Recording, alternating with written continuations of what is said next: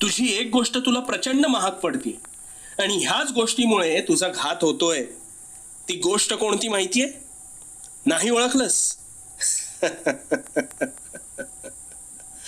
मला सांग, एक धारदार शस्त्र दिसायला सुरेख आहे, पण अनेक वर्ष तसंच पेटीत ठेवून दिलं तर त्याला त्याच्या नकळत गंज पकडतो, हो ना?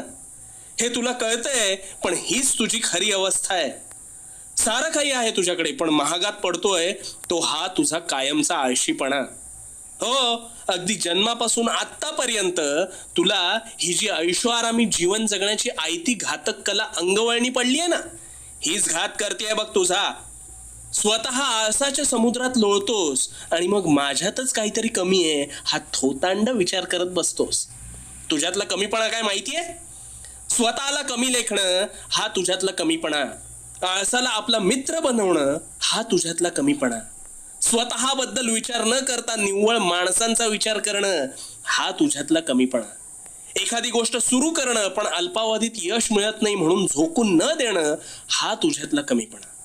एखाद्या गोष्टीत सातत्य न ठेवणं हा तुझ्यातला कमीपणा. आज